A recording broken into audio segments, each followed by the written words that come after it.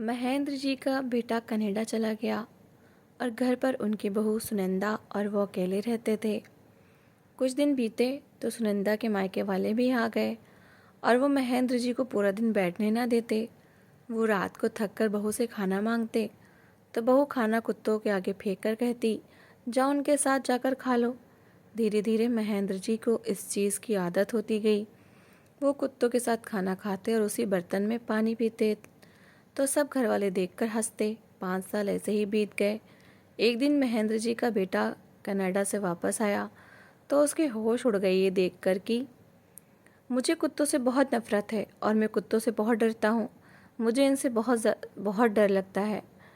महेंद्र जी ने दोस्तों के साथ में बैठे हुए ये बात कही थी। सबके सब उन पर हंसने लगे। कहने लगे, इस उम्र में आकर भी तुम्हें कुत्तों से डर लगता है। महेंद्र जी कहने लगे, हाँ भाई, मुझे कुत्तों से बहुत डर लगता है। वो जिस गली में हो मैं उस गली में ही नहीं जाता हूँ। लगता है काट ही ना लें। मैं नहीं जानता क्यों, लेकिन मुझे कुत्तों से बहुत डर लगता है। बात आई गई हो गई। सभी अपने अपने अपने घर में पले जानवरों की बातें करने लगे। कोई कहता हमने कबूतर पाल रखे हैं, कोई बिल्ली और कोई कुत्ता। लेकिन महेंद्र जी ने अपने घर में ऐसी कोई चीज़ नहीं पाली थी। उन्हें पक्षी पालने का बहुत शौक था। रंग बिरंगे ऑस्ट्रेलियन तोते उन्होंने अपने घर में पाल रखे थे। वो रोज़ाना उनका पिंजरा साफ करते थे। समय बहुत अच्छा गुजर रहा था। खाने पीने की परेशानी उस समय बढ़ गई थी जब से अनुपमा जी का स्वर्गवास हुआ था, क्योंकि महेंद्र जी और उनका बेटा अभिमान अकेले पड़ गए थे। अभिमान एक अच्छी कंपनी में नौकरी करता था। घर बहुत अच्छे से चल रहा था।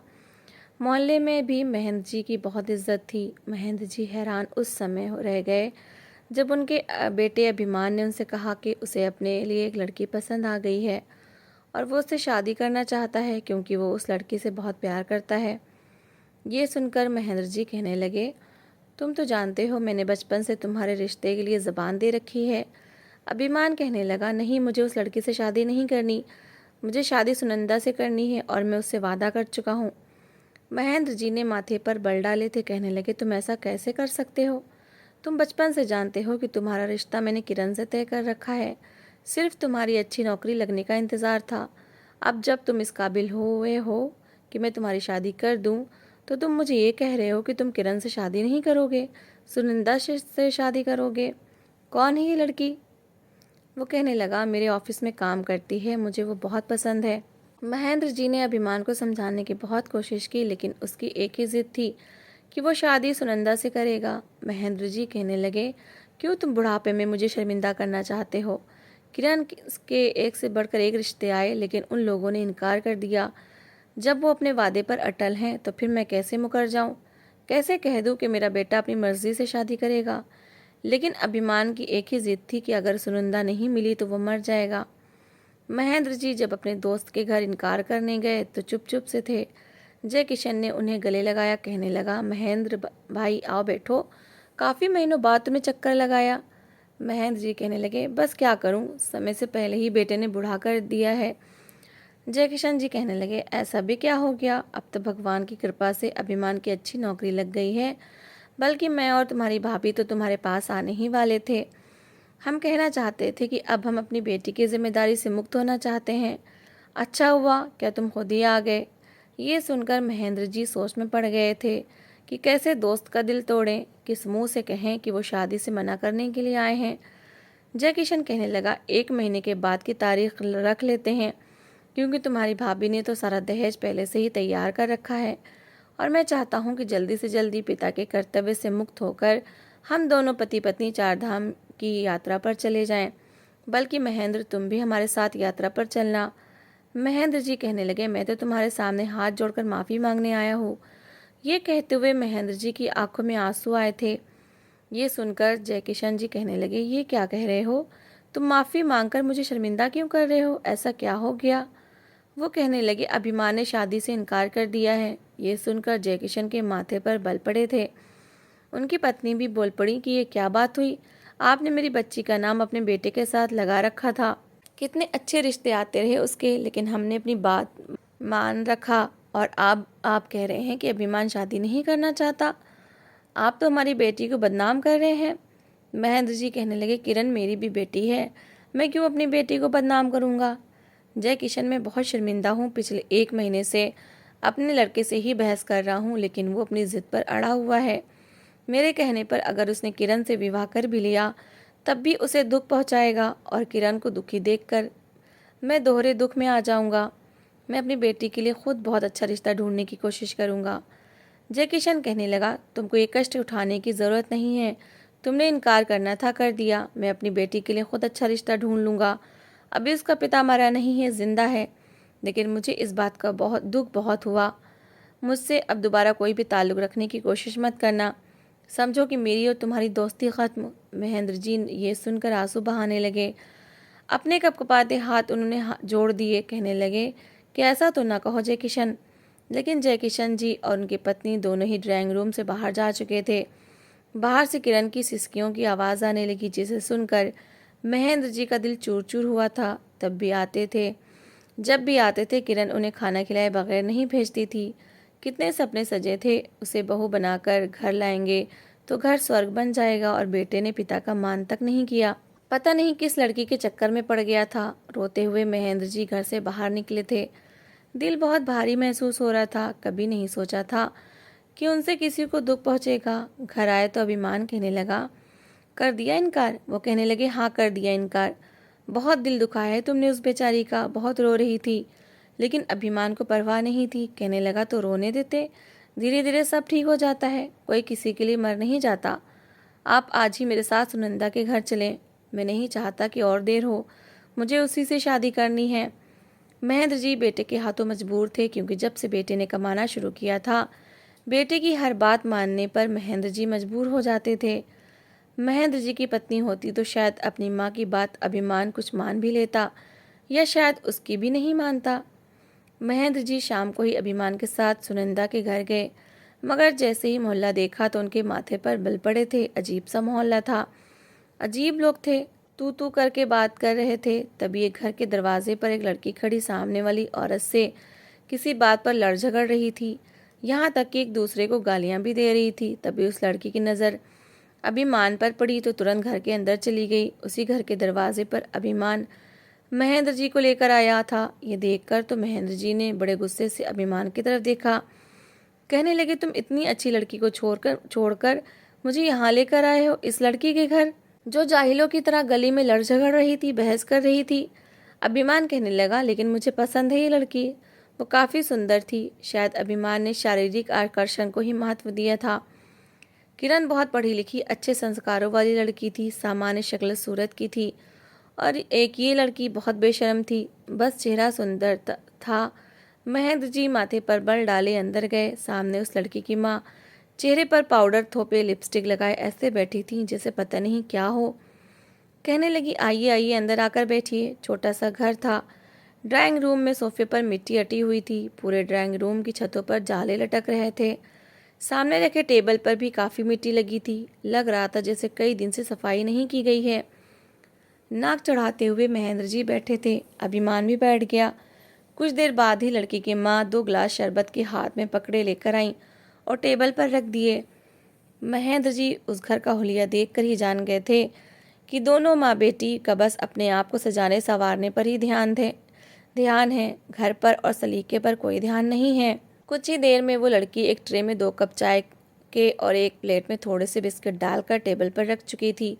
फिर सामने ही टांग पर टांग रखकर बैठ गई। अभिमान को देख कर मुस्कुरा रही थी, इशारों में बातें कर रही थी, और वो भी बदले में मुस्कुरा रहा था। महेंद्र जी का तो अपने बेटे की अकल पर हैरत हो रही थी। हीरे को ठुकराकर वो कांच को अपनाने की जिद कर रहा था। लड़की ने फुल मेकअप कर रखा था, बाल खुले हुए थे। महेंद्र जी ने तो एक नज़र डालने के बाद दूसरी नज़र ही नहीं डाली। लड़की की माँ कहने लगी, मेरे पति का देहांत हो चुका है। 2 बड़े बेटे हैं, लेकिन वो अपने कामों पर होते हैं, रात को ही वापस आते हैं। अब आप बताइए कि आपको हमारी बेटी कैसी लगी, ताकि हम रिश्ते की बात आगे बढ़ा सकें। महेंद्र जी कहने लगे, अभी तो मैं घर जाऊंगा, बेटे से बातचीत करूंगा, फिर आपको बता दूंगा। महेंद्र जी ये कहकर तुरंत खड़े हो गए। अभिमान उन्हें हैरत से देखने लगा। कहने लगे, चलो। वो औरत कहने लगी, चाय तो पी कर जाइए। महेंद्र जी कहने लगे, नहीं मैं चाय नहीं पीता। महेंद्र जी वापस घर आ गए। अभिमान कहने लगा, आपने रिश्ते की बात ही नहीं की। मैंने आपसे कहा भी था कि रिश्ता पक्के करके आइएगा। महेंद्र जी कहने लगे, तुमने उनके घर का माहौल देखा? तुमने क्या देखकर इस लड़की को पसंद किया? लड़की के अंदर ना शर्म है ना तमीज़ है। पूरा कमरा जालों से भरा पड़ा था। ना माँ को घर साफ करने का होश था, ना बेटी को। टांग पर टांग वो ऐसे बैठी थी जैसे कि पता नहीं कहाँ की महारानी हो। अभिमान, मुझे दुख हो रहा है तुम्हारी पसंद पर। तुम हीरे जैसी लड़की को ठुकरा कर इस लड़की से शादी करना चाहते हो, जो मेकअप की दुकान बनी हमारे सामने ऐसे बैठी थी जैसे किसी शादी के फंक्शन में जाने की तैयारी कर रही हो। अभिमान कहने लगा, आपको जो समझना है समझें, जो कहना है कहें। शादी में सुनंदा से ही करूँगा। अगर आप रिश्ता लेकर नहीं जाएंगे तो मैं खुद जाकर शादी कर लूँगा। उसकी माँ और भाइयों को इस बात पर भी आपत्ति नहीं है। ये सुनकर महेंद्र जी को बेटे की अकल पर बहुत दुख हुआ था। उन्होंने रिश्ता पक्का कर दिया। 1 महीने बाद शादी थी। धीरे धीरे लड़की की माँ ने कहानियाँ शुरू कर दी। कहने लगी, हम तो दहेज में कुछ दे ही नहीं सकते, हमारी इतनी क्षमता ही नहीं है। महेंद्र जी ने कोई बात नहीं की। अभिमान कहने लगा, अरे आंटी जी, मैं दहेज लेना भी नहीं चाहता। फिर कहने लगी, हमारी बिरादरी में बहुत इज्जत है, इसलिए शादी का जोड़ा काफ़ी महंगा लाना, ताकि लोग देखें कि मेरी बेटी की शादी का जोड़ा आया है। और हाँ, किराए का जोड़ा ना पकड़ कर ले आना। अभिमान तो हर बात पर जी जी किए जा रहा था। अभिमान ने 2 लाख का चेक काट कर दिया तो महेंद्र जी ने उसे हैरत से देखा था। कहने लगा, जैसी ड्रेस सुनंदा पसंद करे वो खरीद लें। उसकी माँ ने बत्तीसी निकालते हुए चेक पकड़ा और ध्यान से देखने लगी। महेंद्र जी उठकर वापस आ गए। कहने लगे, तुम इस लड़की को बहुत सिर चढ़ा रहे हो, एक दिन बहुत पछताओगे। वो कहने लगा, कुछ नहीं होगा, शादी एक बार होती है, अब मुझे अपनी शादी अपनी मर्जी से करने दें। अभिमान ने सारी जमा पूंजी अपनी शादी पर लगा दी। अपने ससुराल वालों की सारी फरमाइशें पूरी की थीं। घर के लिए एक महंगा फर्नीचर खरीदा था, कमरे में मोटा कालीन बिछाया था, एसी तक लगवाया था। महेंद्र जी तो ऐसे थे कि जैसे कोई फालतू चीज़ बन गए हों। चुपचाप बेटे को अपनी मनमानियाँ करते हुए देख रहे थे। शादी हुई तो अगले दिन दोपहर 2 बजे से पहले कमरे का दरवाज़ा नहीं खुला था। महेंद्र जी पूरा दिन अकेले बैठे रहे थे। नाश्ता भी खुद ही बना कर लिया था। काम वाली से काम भी करवा लिया और बेटे और बहू के लिए नाश्ता भी बनवा लिया था। लेकिन 2 बजे वो लोग कमरे से बाहर आए थे। नाश्ता करके फिर बाहर चले गए।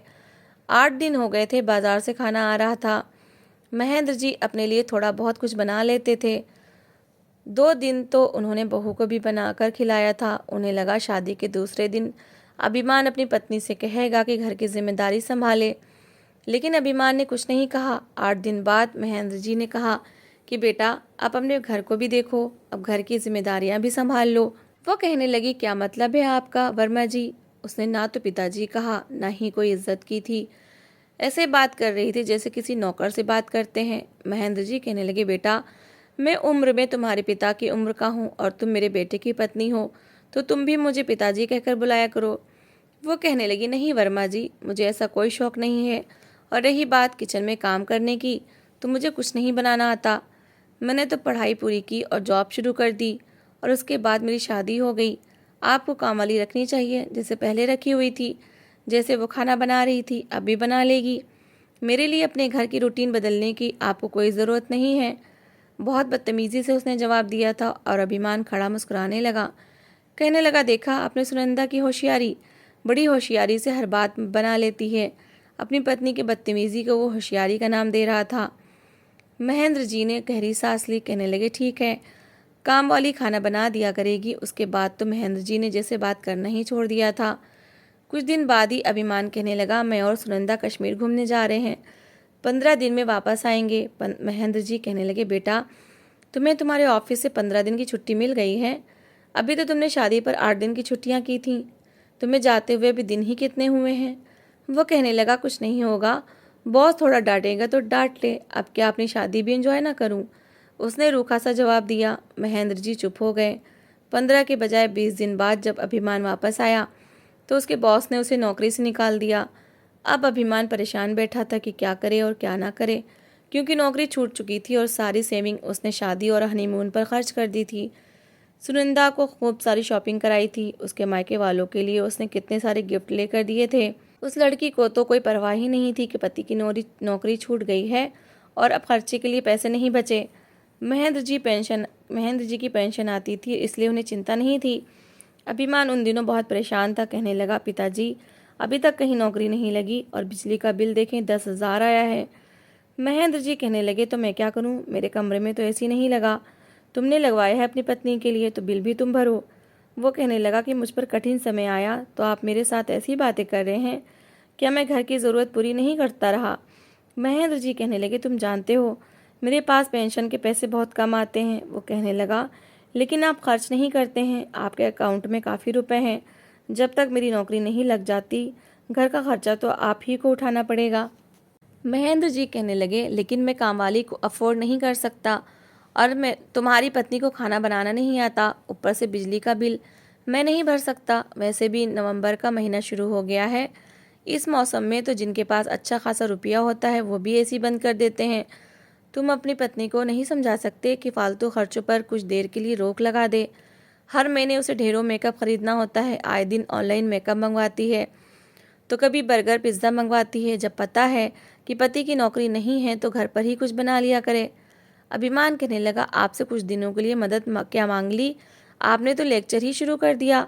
अरे बेचारी अगर पिज्ज़ा मंगवा के खा लेती है तो इसमें क्या बुराई है, खाना भी तो पैसों का बनता है, मुफ्त का तो नहीं बनता। ना दे आप पैसे, मैं किसी से उधार ले लूँगा। महेंद्र जी ने उसे 1 लाख का चेक काट कर दिया। कहने लगे, बस यही जमा पूंजी है मेरी, लो इसे भी खर्च कर लो। उन्हीं दिनों अभिमान ने विदेश में अपनी सीवी भेजी थी। उसे काम का अनुभव भी काफ़ी था, इसलिए उसे कनाडा में नौकरी मिल गई। लेकिन सुनंदा ने अजीब जिद शुरू कर दी कि मैं तुम्हें अकेले नहीं जाने दूंगी, मैं भी तुम्हारे साथ चलूंगी, मेरा भी वीज़ा लगवाओ। अभिमान कहने लगा, इतनी जल्दी संभव नहीं है, अभी तो मुझे ये भी नहीं पता कि मुझे जाके रहना कहाँ है, मैं तुम्हें कैसे ले जा सकता हूँ, अभी तो मुझे अच्छी खासी सिक्योरिटी शो करनी है। मैं इन पैसों की व्यवस्था कर रहा हूँ, देखो अभी तो तुम्हें यहीं रहना पड़ेगा, लेकिन जैसे ही मेरे हालात अच्छे होंगे मैं तुम्हें कनाडा बुलवा लूँगा। लेकिन सुनंदा ने तो तमाशा सा लगा कर रख दिया। कहने लगी, मैं अपनी माँ के घर जा रही हूँ, मैं यहाँ नहीं रहूँगी, ना तुम्हारे पिता की सेवा करूँगी।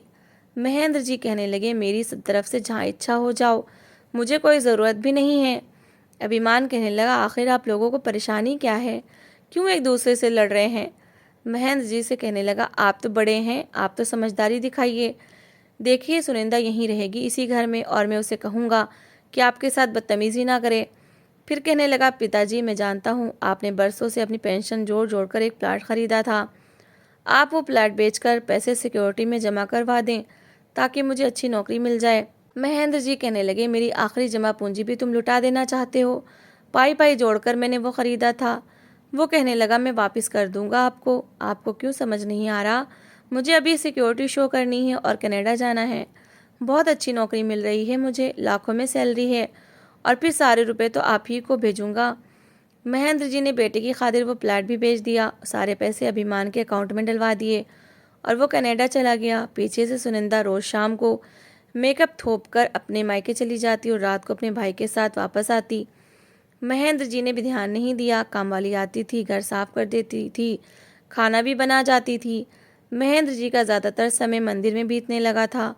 वो यही कोशिश करते थे कि ज़्यादातर समय मंदिर में गुजरे, शाम को ही घर वापस आते थे। खाना बना रखा होता था, खाना खा लेते थे। 1 महीना हुआ, उन्हें लगा था कि अभिमान उनके अकाउंट में पैसे डलवाएगा, लेकिन अभिमान ने पैसे अपनी पत्नी सुनंदा के अकाउंट में डलवाए थे और सुनंदा ने कामवाली के पैसे देने से मना कर दिया। कहने लगी, आज के बाद तुम काम पर नहीं आओगी, और उसे काम से निकाल दिया। महेंद्र जी कहने लगे, क्यों नहीं आएगी वो। कहने लगी, ये घर पर अब मेरी मर्जी से चलेगा। महेंद्र जी की पेंशन भी बंद हो गई थी, उन्हें तो यही लगा था कि अभिमान उन्हें पैसे भेजेगा तो वो घर का राशन डलवा लेंगे, क्योंकि अब वो बाजार का खाना नहीं खा पाते थे। वो कामवाली उनके लिए फीका खाना बना देती थी। लेकिन जब उन्होंने अभिमान को फ़ोन करके पूछा कि तुमने मेरे अकाउंट में पैसे क्यों नहीं डलवाए, मैंने तो अपनी सारी जमा पूंजी तुम पर लगा दी, वो कहने लगा, सुनिंदा से मांग लीजिए पिताजी। महेंद्र जी कहने लगे, मैं क्यों तुम्हारी पत्नी से अपने लिए पैसे मांगूं, तुम मुझे अलग से पैसे भेजो, मैं क्यों उसके सामने हाथ हाथ फैलाता फिरूं। अभिमान कहने लगा, अब इसमें हाथ फैलाने वाली और भीख मांगने वाली कोई बात ही नहीं है, आपको जिस चीज़ की ज़रूरत है आप उसको बता दिया करिए, वो आपको पैसे भी दे देगी और जो कहेंगे वो भी मंगवा कर भी दे देगी। महेंद्र जी तो अभिमान की बात सुनकर हैरान हुए थे। कहने लगे, मैं तुम्हारी पत्नी से बात भी नहीं करता, उसे कुछ नहीं कहता, वो कहाँ जाती है कहाँ से आती है कभी पूछा तक नहीं, और तुम कह रहे हो कि मैं उससे पैसे मांग लूँ। वो कहने लगा, बस पिताजी रहने भी दें। मुझे पता है आपको सिर्फ इस बात का दुख है कि मैंने किरण से शादी क्यों नहीं की, अपनी पसंद से सुनंदा से शादी क्यों कर ली। आप इसी चीज़ का बदला सुनंदा से ले रहे हैं। देखिए, पैसे तो आपको सुनंदा से ही लेने होंगे। आपको जिस चीज़ की ज़रूरत है आप सुनंदा से मांग लीजिए और मुझे फ़ोन करके तंग मत कीजिएगा। महेंद्र जी कहने लगे, ऐसा करो, मेरी ज़मीन के पैसे मुझे वापस लौटा दो। मैं किसी के सामने हाथ नहीं फैलाऊंगा। मैंने आज तक कभी किसी के सामने हाथ नहीं फैलाए, फिर मैं क्यों बहू के सामने हाथ फैलाऊं। लेकिन अभिमान ने फ़ोन बंद कर दिया। महेंद्र जी को बहुत गुस्सा आया था। वो सुनिंदा को पुकारने लगे। जैसे ही वो महेंद्र जी के पास आई तो कहने लगे कि मुझे 5,000 रुपये की ज़रूरत है। बड़े रौब से उन्होंने कहा था। वो कहने लगी, क्या करना है आपको इतने रुपए का? अरे पैसे कोई पेड़ पर नहीं लगते हैं। मेरा पति बड़ी मेहनत से कमा रहा है और मैं उससे दूरी सहन कर रही हूँ, इसलिए नहीं कि आप मुझसे 5,000 निकालें और मैं आपके हाथ पर रख दूँ। वो कहने लगे, मैंने काम वाली को वापस से काम पर रखा है, वो मुझे मेरे मतलब का खाना बना कर देती है, मैं बाजार के खाने नहीं खा सकता।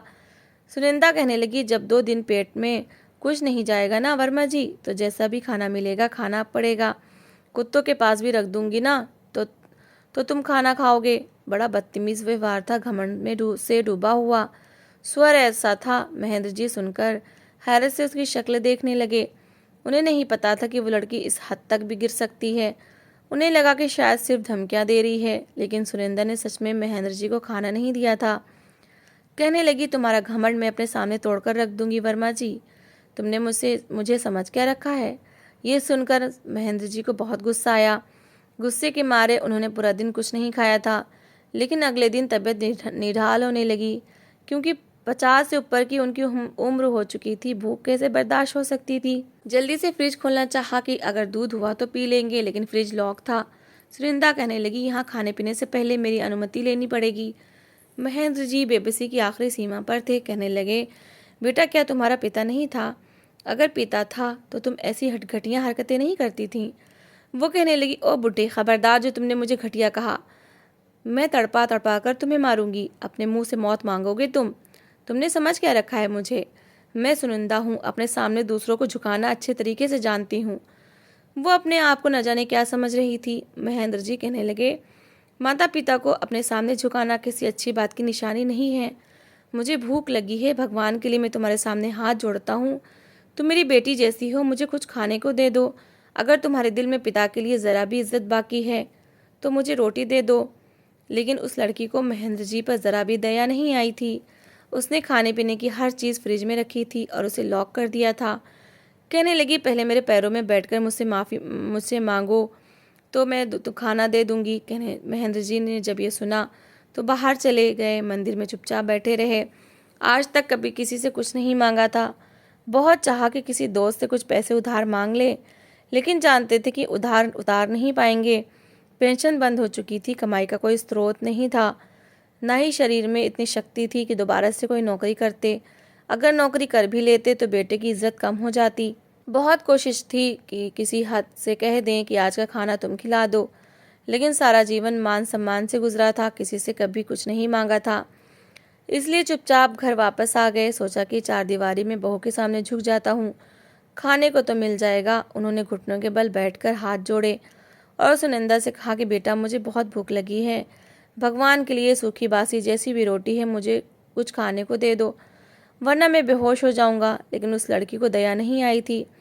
उसने एक रोटी निकाली, उस पर दाल डाली और कहने लगी, चलो इधर आओ और घुटनों के बल चलते हुए आना, जैसा कुत्ता आता है। ये सुनकर महेंद्र जी की आंखों से आंसू का सैलाब निकला था। ये कैसी लड़की थी, इसे कोई तमीज़ नहीं थी। वो मजबूर थे, भूख से बेबस थे, इसलिए कुत्ते की तरह चारों हाथ पैरों पर चलते हुए वो उसके पीछे जाने लगे। कहने लगी, शाबाश, अब इसी तरह मेरी बात मानोगे तो मैं तुम्हें खाना भी दूंगी। ये कहते हुए उसने दरवाज़ा खोला। बाहर 2 कुत्ते थे। उन्हें देखकर महेंद्र जी बुरी तरह से डरे थे। उन्हें शुरू से ही कुत्तों से डर लगता था। ये बात शायद सुनिंदा जान चुकी थी या अभिमान के मुंह से सुन लिया था। उसने वो रोटी कुत्तों के सामने डाल दी। कहने लगी, यहीं इनके साथ बैठो, तुम्हारी रोटी भी ला कर देती हूँ। कहने लगे, बेटा मुझे कुत्तों से डर लगता है, तो मुझे घर पर ही रोटी दे दो। कहने लगी, भूख लगी है ना तुझे बुढ़े, तो रोटी तुझे ऐसे ही मिलेगी। उसने रोटी पर दाल डाली और बाहर ज़मीन पर फेंक दी।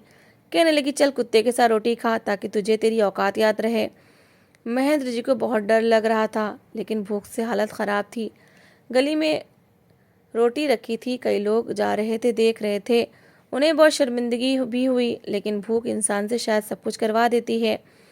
पेट भरने के लिए इंसान कुत्ता भी बन जाता है। महेंद्र जी के आंसू बह रहे थे और वो उन कुत्तों के साथ डरे हुए बैठे थे कि कहीं उन्हें काट ही ना ले। हाथ काँप रहे थे। रोटी उठाई, मिट्टी झाड़ी और खानी शुरू कर दी। आंखों से लगातार आंसू बह रहे थे। रोटी अंदर गई तो शरीर में थोड़ी सी ताकत महसूस हुई थी। पानी के साथ उन्होंने रोटी बस पेट में डाल ली थी। जैसे ही भूख कम हुई तो फूट फूट कर रोने लगे सिसकियों से। आज तक कभी ऐसी बेबसी महसूस नहीं हुई थी और सामने खड़ी उनकी जालिम बहू उन पर हंस रही थी। समझ रही थी कि उसने बहुत बड़ा काम कर दिया है, बहुत अच्छा काम किया है। फिर तो जैसे ही रोज़ का काम हो गया था। वो दोपहर का खाना भी महेंद्र जी को कुत्तों के साथ देती थी और रात का खाना भी वही सूखी रोटी, इस पर थोड़ी सी दाल डालकर कुत्तों के आगे डाल देती और महेंद्र जी वो खाने पर मजबूर थे। लोग बातें सुनाते थे कि आपने तो लगता है अंतरात्मा ही बेच दी है। जब मंदिर जाते तो उनके साथी उन्हें मुंह बनाकर और नफरत से देखते, क्योंकि उनकी बहू कहती कि मेरा ससुर पागल हो गया है, खुद कहता है कि मैं कुत्तों के साथ खाना खाऊंगा, मुझे घर पर खाना नहीं खाना। मोहल्ले में वो महेंद्र जी को बदनाम कर रही थी और महेंद्र जी से कहने लगी कि अगर तुमने ज़बान खोली और कोई भी बात कही तो 4 दिन भूखा मारूंगी तुझे। महेंद्र जी रो रो कर अपने लिए मौत की प्रार्थना करने लगे।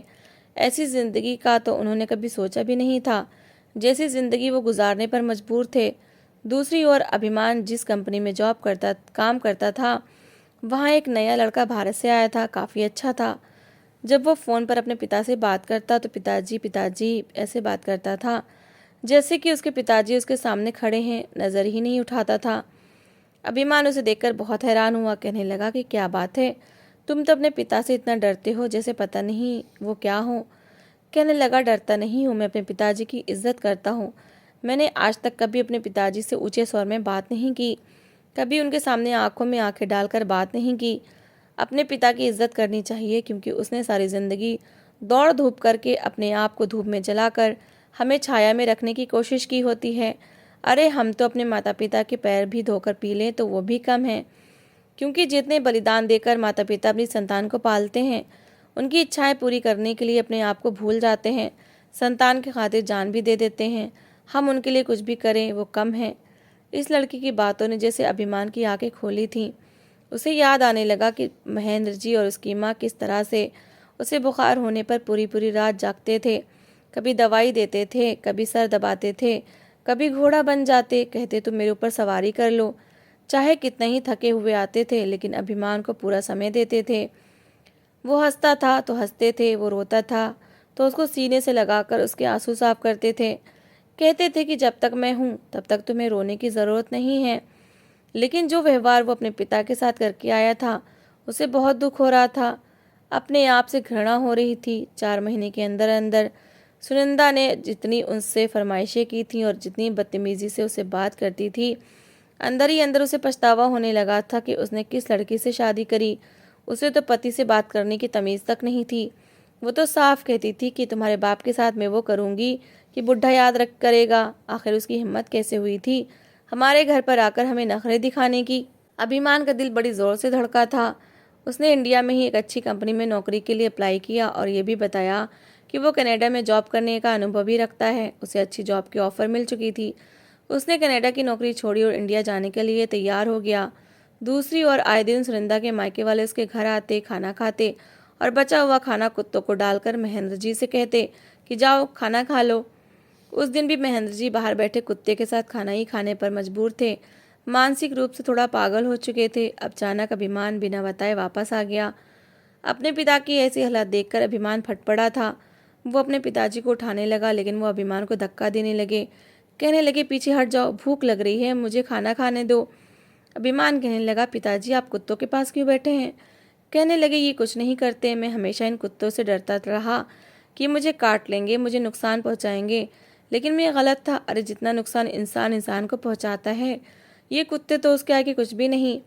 मुझे अब इन कुत्तों से डर नहीं लगता। मुझे इनके साथ बैठकर, इनके पास बैठकर खाना खाना है। मुझे इन कुत्तों में और अपने आप में कोई फ़र्क नहीं लगता। अभिमान अपने पिता के गले लगकर फूट फूट कर रोया। वो उन्हें अंदर लेकर आया। अंदर पार्टी चल रही थी। पत्नी के मायके वाले आए हुए थे। एक से बढ़कर एक खाने रखे हुए थे। अभिमान को देखकर तो जैसे सुनंदा के होश उड़े थे। कहने लगी, आपने बताया भी नहीं और आप आ गए, और इतनी जल्दी आने की क्या ज़रूरत थी? अच्छे खासे पैसे हमें मिल रहे थे।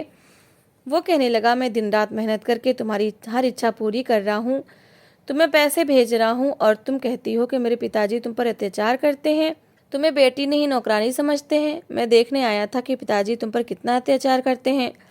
फिर कहने लगा कि मेरे पिताजी ने मेरे लिए सही लड़के का चुनाव किया था, लेकिन मेरी आंखों पर तुम्हारी सुंदर शक्ल की पट्टी बन गई थी। मैं भावनाओं में बह गया था। क्या हाल किया तुमने मेरे पिताजी का? उसने सुनंदा को धक्के देकर घर से निकाल दिया था। उसके घर वाले भी हैरान थे। अभिमान ने हाथ जोड़कर महेंद्र जी से माफ़ी मांगी थी। फिर उनका इलाज करवाया। 2-3 महीने बाद वो कुछ नॉर्मल हो गए थे। अभिमान ने सुनंदा से डाइवोर्स लेकर एक समझदार और गरीब लड़की से शादी कर ली, जो उसके पिता की इज्जत भी करना जानती थी और घर को संभालना जानती थी। लेकिन अभी भी अभिमान को इस बात का दुख था कि उसने अपने पिता के साथ अच्छा व्यवहार नहीं किया। दूसरी ओर भाइयों और भाभियों ने सुनंदा के साथ वही व्यवहार करना शुरू कर दिया जो वो कभी अपने ससुर के साथ करती थी। पूरा दिन उससे घर के काम करवाती, उसे बातें सुनाती और रोटी ज़मीन पर रखकर खाने को देती, और कहती कि जो अपने पति के घर से धक्के देकर निकाली गई हो, उसकी औकात यही होती है, उसे ज़मीन पर ही रोटी खाने को मिले तो वो अपनी औकात में रहती है। अब सुनंदा को एहसास हो रहा था कि उसने क्या किया था। वो रोती थी, फूट फूट कर रोती थी। कहती थी कि भगवान समय का चक्र पीछे पलटा दे। मैंने जो कुछ अपने ससुर के साथ किया, मैं उसका प्रायश्चित करना चाहती हूँ, लेकिन समय हर बार मौका नहीं देता। वो अपने बहन भाइयों के व्यवहार से थोड़ी पागल हो चुकी थी। गलियों में पागलों की तरह घूमती थी, कुत्तों से छीन छीन कर खाती थी और कहती थी कि मुझे मेरे कर्मों का फल मिल रहा है। अगर कोई बुरा कर्म करने से पहले ये समझता है कि उसे इसका फल नहीं भुगतना पड़ेगा तो वह गलत समझता है।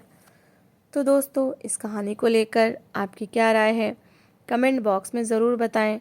और अगर आपको हमारी आज की कहानी अच्छी लगी हो तो प्लीज़ इसे लाइक ज़रूर करें। अगर आपने अभी तक हमारे चैनल को सब्सक्राइब नहीं किया तो ज़रूर कर लीजिए। तो मिलते हैं ऐसी एक और मोटिवेशनल कहानी के साथ। Thanks for watching.